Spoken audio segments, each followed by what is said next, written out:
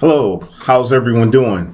Hey, my name's Derrick Parker, Regional Vice President in Primerica. Hey, today I just wanted to talk to you a little bit about doing what we call financial needs analysis. And I'll talk to you a little bit about the value of a financial needs analysis. And then lastly, I'm going to tell you a little bit about, a little bit of behind the purposes and who exactly you're going to use a financial needs analysis for. A financial needs analysis stands for FNA. That's a component that we utilize in our business, particularly for a client, let's say that has what we call assets. Usually when I say assets, of course, they may own a house, they have cars, they have retirement assets, they have equity, they may have other real estate. Typically, that's going to be a client who's going to be 100% in the market, a 5-pointer. They're married, they got a home, they got kids, they're 25 to say 60, and they got a job. I'm going to use an FNA usually for that type of client. And, typically when I do an FNA for a client like that, it doesn't mean necessarily that I'm just going to be there just to do the FNA. I'm going to do what I call collaborative selling, meaning I'm going to be able to provide an FNA for the client, but also collaboratively, I'm going to be able to close pieces of the business along the way. Does that make sense? Their time is very valuable. Your time is very valuable. So, when you're taking information, you essentially just don't want to take the information to provide a service. Yeah, we do a service. We do a great job with a financial needs analysis. I think that part of the business really separates us from the pack. Let's face it, there's no other companies out there doing FNAs. So my thought is, of course, if I'm in a qualified market, I'm going to do an FNA, 100% of the time. I'm going to do it for a family with married home, kids, so on and so forth. But I'm not just going to do an FNA and not collaboratively sell, not help the family and put some things in place. Because think of it this way. There's a couple of reasons behind that. Let's just say you were an architect. And, an architect, you drew up the design for, say, a big company. My landlord is an architect. And let's just say, he builds garages. So let's just say a company contracted him to build a garage. Do you think he's going to, put the work together, do the designs and say, hey, look, here's the designs, take a look at it for free? Of course not. If you do the work, you expect to get paid for it. And that's the same thing here in Primerica. If you're doing an FNA for somebody, you should expect to get paid for it. So number one, I'm not going to do an FNA for someone who's not going to become a client. If you choose not to do business with me, well, that information that I inputted, it's coming with me. That's my work. That's my 3-4 hours of work. Why am I going to give that up to you for free? Complimentary means it's complimentary for people that are your clients. It's a big difference. Free means everyone gets one, but this is a compliment. So it's complimentary, and you have to really make that distinction. So that's really, really key when you do FNAs. Don't be giving away free FNAs for people, because we don't offer a free service. We offer a complimentary service, and we want to help people. So if I'm going to do an FNA for a client, I'm going to stage it just like I normally do. Of course, the framework of my presentation is going to be, doing a basic presentation, 10, 15 minutes asking questions. Usually when I do a presentation, I will have the FNA sheet, out on the table. So if I show up and I know that I got a qualified client, it's a 5-pointer, married home, kids, 25 to 60, I'm going to have this sheet right here in front, and I got my pen out. I got a manila folder there. So if I need to take some other notes, I'm going to be presenting, and then I can simultaneously capture information, because it's not just a presentation, it's an interactive presentation where I'm speaking to them, but I'm also asking them questions. They're giving me answers. So when I get to the end, I already know. I may say, hey, Bill, Susie, hey, you know what? You guys have already given me a lot of information here. And based on what you've shared with me thus far, and you haven't even shared everything with me, but I know I can be of benefit to you. I know, there's a lot of areas we can probably help you out in. I just probably need to capture a little bit more, and I'll show you a good game plan in terms of how to get started and really shore up some of these areas that we discussed here tonight. Is that at least fair enough? Sure. I mean, they're not going to fight me on that. So it's very, very involved, very interactive when I'm doing a financial needs analysis, and it's doing it for the right client. So if I'm not doing a 5-pointer, if I'm doing somebody who maybe say is a 4-pointer, maybe 3-pointer borderline, or let's just say they don't have assets. Well, they don't need me to compile information and a lot of stuff to tell them how messed up they really are. In other words, I'm not gonna belittle somebody to capture their debt, tell them their debt elimination date. They have no savings, they have no retirement, they have no life insurance, they have nothing. Why am I going to do a financial needs analysis for that person? Well, I'm going to basically I'm going to capture the money that they have there on the table. In other words, I'm going to ask them, hey, look, there's 3 different types of people I sit with. Some are able to free up $500 a month. I'm sorry, $200 a month. There's a fortunate few who can do 400 to 500, or there may be some who may be on a limited budget of 100 to 150, which suits you. And from there, I can get a dollar amount that say they're comfortable with. They may tell me, hey, 150, 200 bucks we can start with. Okay, great. Well, from there, I'm going to do a dime. As far as like how much insurance, I'm going to come up, with a good arbitrary amount to put in there. I know $150, $300 is going to allow me to do maybe 3 products. I'm going to do some life insurance. I'm going to maybe put the will in place. And then lastly, I'm going to do a savings. If I'm not licensed or investment licensed, I'm going to at least, talk about the savings and then bring an investment licensed person back to implement that. But I'm still going to have those things there. And then therefore I'm able to get much more value and emphasis of working with a client in that fashion, as opposed to doing an FNA that really in their mind, they're kind of like, you know what, I don't know. So I still, even if I did all those things there that I just referenced, I can do an FNA on the back end. That's going to allow me to take a little bit of time and really address why am I there. I'm there for a couple of reasons. Well, 3 reasons. I'm there to recruit that person. If they're recruitable, I'm there secondly to basically get the business.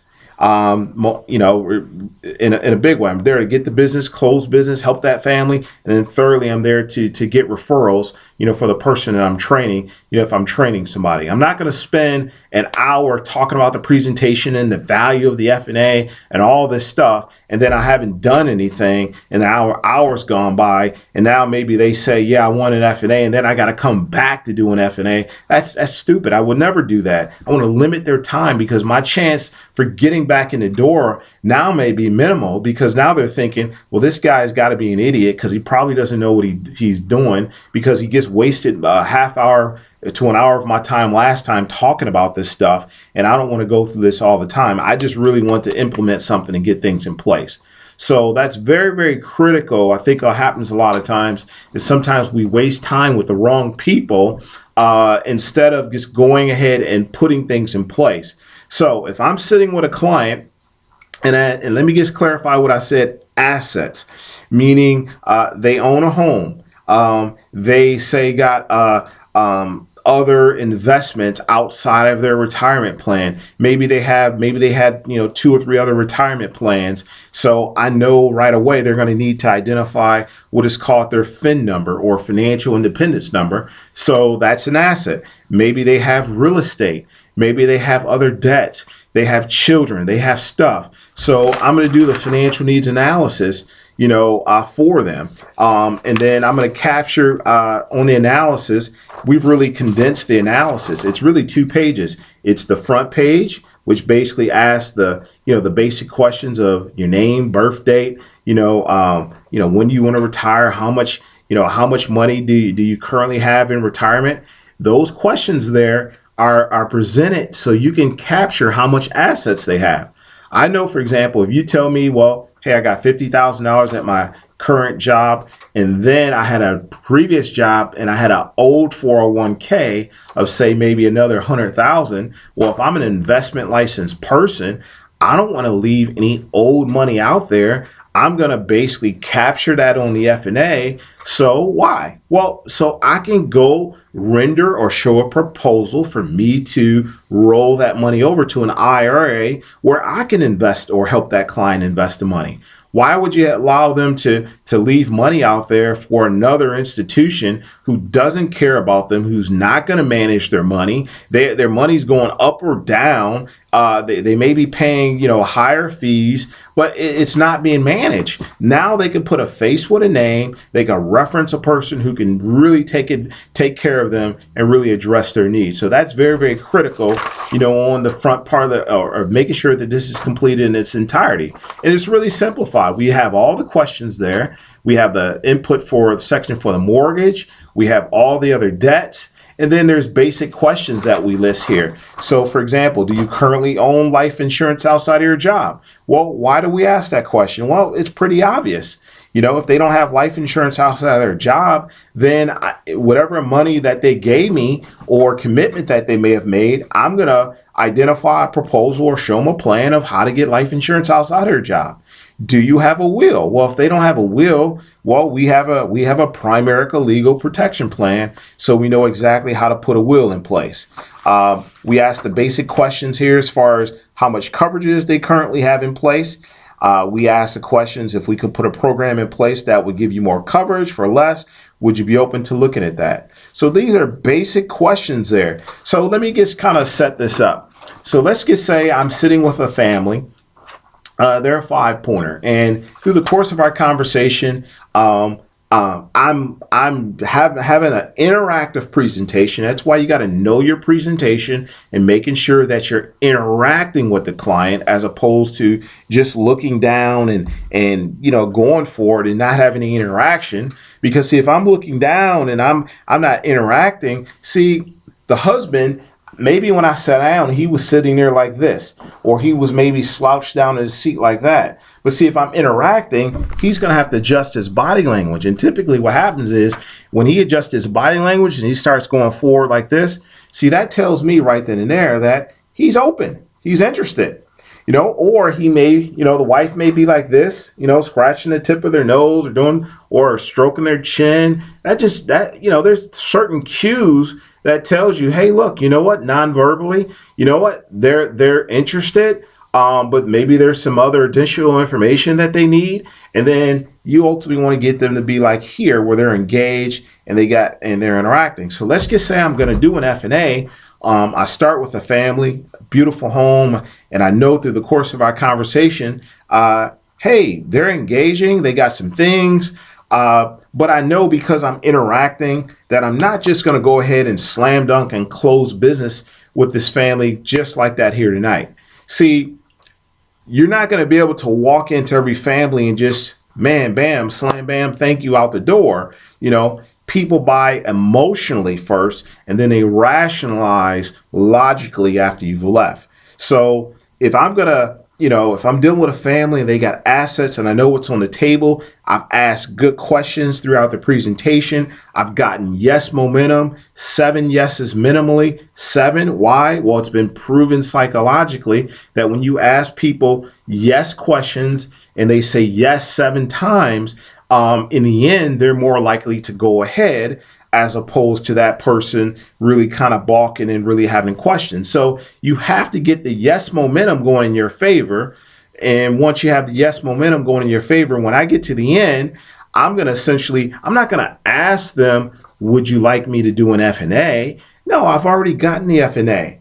Why am I going to ask them a question such as, do you want an FNA? If that's a dangerous question. No, instead I'm going to say, hey, John and Mary, I already got a lot of your information here. Sounds like I could really put a good a game plan in place to really help you guys. Would you be open to seeing exactly what we can do as far as really bettering your future and making an impact in terms of your life financially? Sure. I've gotten yes momentum. Now, as a result, I can move ahead and get all the additional information that I need. So that transition is very, very, very critical, and you got to practice that so you can get better at that. So when I segue to getting the FNA, now when I get to back to the life insurance, okay, because that's usually the first area that I want to close as far as business is conducted. So let's just say I've taken the information, I've gotten some basics. Don't get so caught up into having all the information accurate.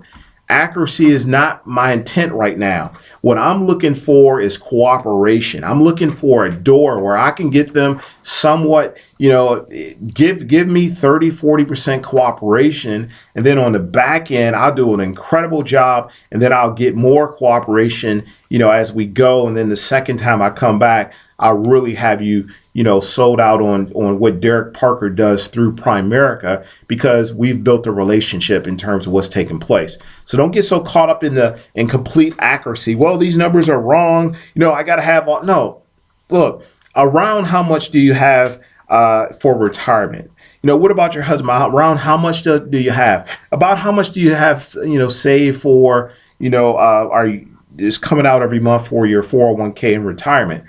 Sometimes you'll have people that'll give you all that information. They'll just be fully cooperative. They'll say, give me that form. Hey, I'll fill it in completely for you and have it done, that type of thing. But the majority of the time, you're not going to have that.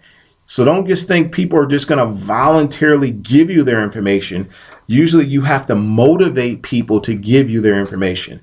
And motivating, as I mentioned before, is essentially, the questions I mentioned. So if I'm going to motivate somebody, I may say, hey, look, you know what, Renee, looks like you have a lot of debt. Man, we can probably shore up a game plan to help you get out of debt in half the time.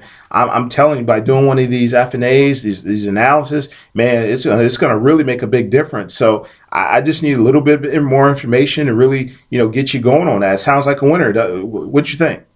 Yeah, sounds great. Let's do it. You see there? I'm motivating her. I'm motivating her through certain things and what I'm saying and how I'm framing it. I'm motivating her. There's no way in the end do I want her to say, I want to think about it. See, if you're uncertain about it, then she's going to be uncertain about it. So you have to be completely uncertain about it, So if I'm going to get this information here, minimally, the thing that I minimally want to come away with when I do the FNA is minimally I want to come away with doing the life insurance. You can do the life insurance. You can compile some of this information. So you compile some of the information. Let's say I get to the life insurance and I realize that maybe they have an antiquated plan through another life insurance company. I can kind of do an apples to apples comparison, or they may only have group insurance. I'll say, hey, look, I'll maybe show them Dave Ramsey, work life insurance, why that's bad, and then I'll play that video. And then they're like, oh, yeah, we definitely need that. Well, it has a question here about their commitment question. Well, how much can you commit on a monthly basis to go towards your goals and dreams? I shared that earlier, 200, fortunate if you can do 5 or 150. So if they gave me a commitment of, say, $200, why would I go ahead and get them going in the life insurance? You may not make it back the second time. You don't want to delay or put that off. It hasn't happened to me, thank God, but I know of plenty of other people, man, where they didn't make it back to seeing certain clients because they did an FNA, they went away, they set another date. For whatever reason, that date never took place. They never came back. So, or, the client passed away, something happened. You don't want to be in that situation. So what I'm going to, say, the way I may address that is I'll say, hey, look, you know what? I see you got another plan here. I know we can, do better than that. You have any challenges with me going ahead and getting you started here tonight? Nah. Okay, great. So I'm going to do a dime triplicate of choice. Boom, boom, boom. I'm going to put the least the life insurance in place. And then I got all the information for the FNA, and I'll say, hey, great, let's set another time where we can come back and, I'll give you your FNA, and then we'll put the other things in place that we talked about. So, walking away minimally with life insurance, or maybe life insurance in a will, you want to walk away with something. But there may go some times where, depending on the type of client you have, they may have some more questions, and they may really kind of want to wait till you get back with the FNA. Let me just preface and say this. I'm not coming back with the FNA if I don't have a buying commitment, okay? So most of us think that life insurance, we think our products and services are sold the second time that we come back. No, it's actually sold the first time you come. Well, what do you mean, Derrick? Well, I know that if I do a great job and I ask great questions and I follow the question format here, I've already got a commitment. So whether I close or not on the first, if I've done the right things, when I come back, it should be pretty automatic. I know that if they're like balking, if I ask the commitment questions and I'll say, hey, look, so you can commit to $200. So when I come back, if you like what you see, you can get started with $200. And they say, oh, we want to think about it and, look it around. See, I'm not going to let that rest. Most people would just be like, well, okay, well, maybe if they see it and maybe they'll feel better about it and whatever. No, my time is valuable. I'm going to say, well, hey, look, there's no problem with you looking at it and comparing it. I don't have any problems with that. I just want to know that if I bring this back and it's in better, a better, plan than your current situation, and it's going to help you improve and do all those things, is there any reason why you wouldn't want to go ahead? See, that's what I want. I want them to say yes. I want them to say, hey, this guy's not going to waste his time. If they're continuously saying, hey, look, we want to think about it, maybe we'll whatever, we'll look and get back. Hey, here's my card. Call me when, in the future when you're ready.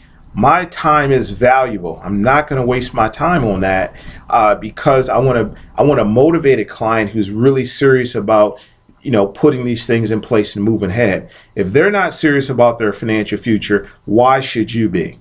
So you have to really make sure that, hey, am I dealing with somebody who's highly motivated? I've done my part, and sometimes it's I've had to part ways with people where I've done everything that I can do, and for whatever reason they don't want to go ahead. So it's not on me. It's just a reflection of where they're at, and I'm okay with that. But at least I'm not wasting my time going back to see somebody just playing nice guy. You've heard nice guys finish last, right? Yeah, it's true. I mean, nice guys finish last in this business if you're just being nice. That's called charity. You don't get paid for charity. So you want to make sure that you're helping people who have a need for what we do and want to move ahead as far as what we do. So if I'm going to do an FNA, and let's just say I'm dealing with another scenario. Maybe they don't have all their information. Maybe they want to do an FNA. I'm able to get them started with some things. You have basically what is called a getting started sheet. These are actually in the office. This is a checkpoint on some of the different items for them that they're going to need, as far as, the FNA. So you may start off with somebody, and for time's sake, they just can't go into anything else. Hey, you know what, Jan, I can't go any further. I got to go. Okay, great. Well, hey, I'm going to leave this with you. Hey, let's get this, I'm going to leave this, so you can kind of identify and grab some of those things. And by the way, I can call you back over the phone. I can do the FNA over the phone. So that way we won't waste time. When we get back together the second time, I already have this information. We can make any adjustments from there. Fair enough? Great. So that's, really critical, as far as having that getting started sheet. Another portion of the FNA would be the financial needs analysis form. We talk about this in the office. So when I get my commitment, I'm going to know exactly if I got $200 on the table, let's say, these boxes up here identify the dollar amount. I'm going to circle that. And I know, hey, I'm in control now. I got a commitment on the table. If the client gave me $200, well, if they gave me $200, I'm not going to put all $200 just under life insurance. Okay, I may say, hey, I'm going to take $100 of it or $80 of it, maybe use for life insurance, do 25, for the will, and then do the rest for savings. So that way I know the more products that the client has in place, the more likely they are to be retained as a client. So 3 products is the charm, but more importantly, I want to recruit that client. I want to recruit the sale, because the question, here, what I mean by that is there's other goals and dreams. I'm going to ask them that question. Hey, look, you know what are some other goals and dreams that you guys want to accomplish that you can't currently do with your job? It's a simple question. Let them tell you. They may say, hey, we want to buy a house. We want to buy this car. We want to do some of those things. So let me ask you, is there any way you're going to be able to accomplish those things anytime soon? No. So if there was a way for me to show you how to, on the side, bring in an extra $500 to $1,000 per month part-time? Would you at least be open to exploring that? Yeah, what you got? Well, I've already shared with them exactly what the business. I'm going to recruit them. I'm going to talk to them a little bit about not how great Primerica is. I'm going to talk to them about how great they would be. You know what? Just sitting here with you, Ken and Barbie, you guys have a beautiful home. I just love how you guys, decorate. Your kids are just, oh my God, they're so polite. People like you, this may be a shot in our, but people like you would do really well in our business. Because I know I can see how close you guys are, and you guys like to work together, right?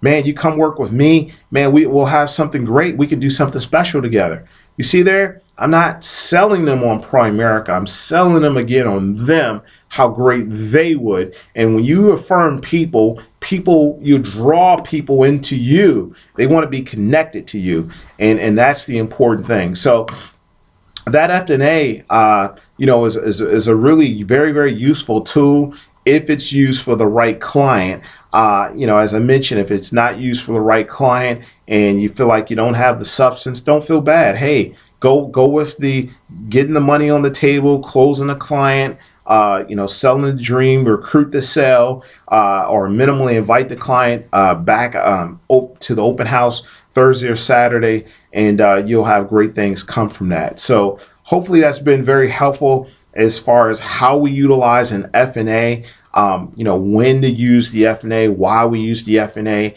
And one thing I know is that if you continuously work on getting better, if you quit worrying about how much money you're going to make, work on getting better, and you'll attract the money. It'll just come. It'll just, if you just continuously be insistent on working on you and getting better and improving your skill sets and looking at this tape here over and over and over again and studying yourself to be fully approved, you'll get in the field on the table with new people, and they'll want to take you to see everybody because they'll say, oh my God, this person is just amazing. This person just knows how to close business. I just love their style.